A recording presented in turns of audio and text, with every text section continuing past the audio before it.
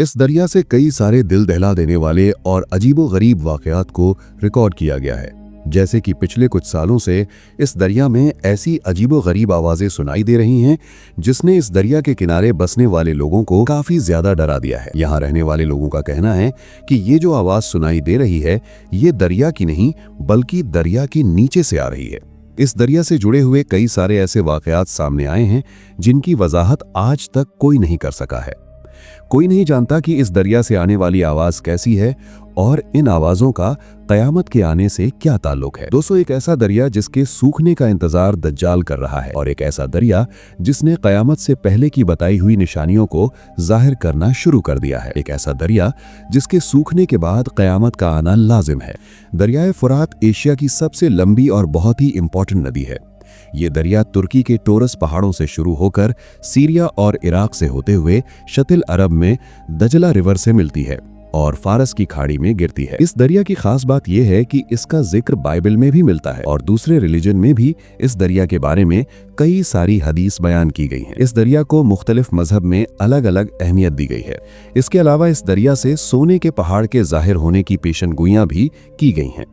इसके अलावा ये भी बताया गया है कि क़यामत की बड़ी निशानियों में से एक निशानी ये भी होगी कि ये दरिया पूरी तरह से सूख जाएगा। दोस्तों, क़यामत से पहले इस दरिया से कई सारी ऐसी निशानियां जाहिर होंगी जिससे ये पता चलेगा कि अब कायनात का खात्मा अब करीब है, यानी कि क़यामत अब ज्यादा दूर नहीं है। गुजरे कई सदियों से तो ये दरिया बहुत ही खामोशी से बह रहा था, लेकिन अभी कुछ सालों से इस दरिया में कई सारी बड़ी तब्दीलियां जाहिर हो रही हैं।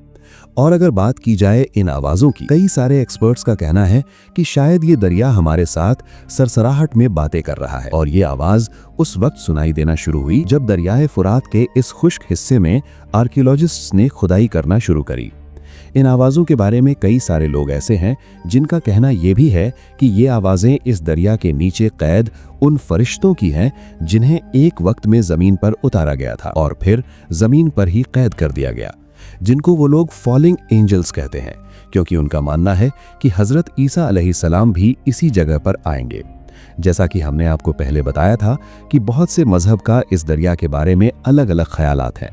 प्यारे दोस्तों, इस्लामिक स्टडी के अकॉर्डिंग और इस हदीस के मुताबिक दरियाए फुरात से एक बहुत बड़ा सोने का पहाड़ निकलेगा।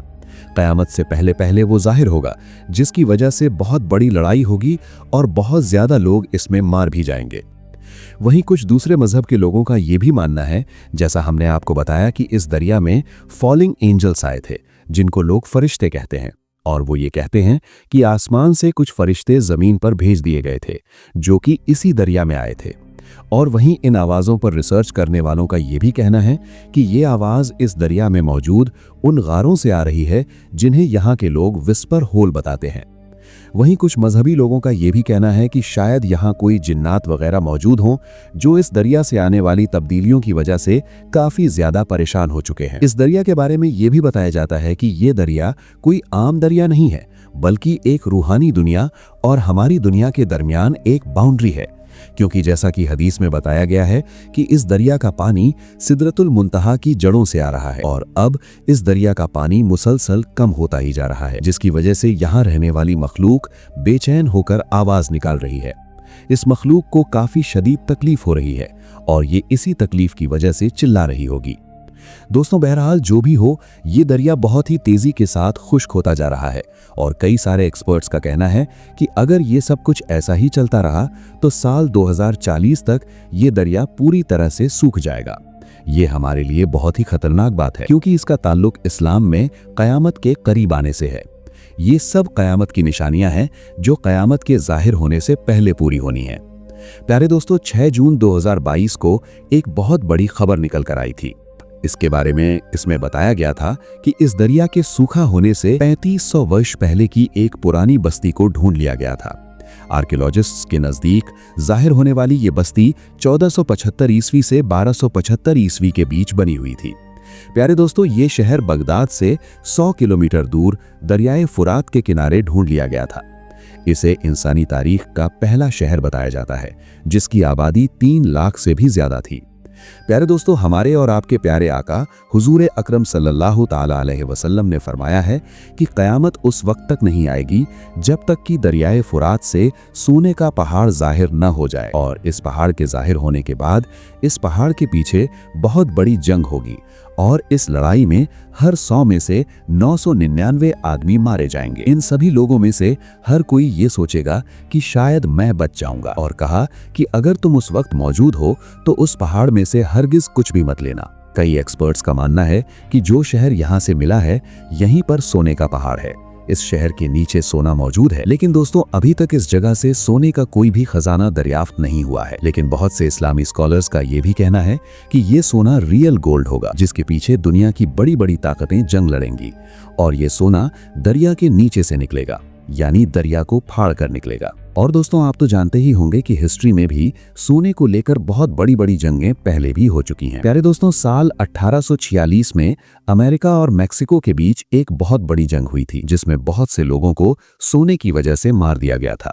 ये लड़ाई भी गोल्ड की वजह से हुई थी। हिस्टोरियंस का कहना है कि इस लड़ाई में तकरीबन 1 लाख से ज्यादा अमेरिकन नेटिव मारे गए थे।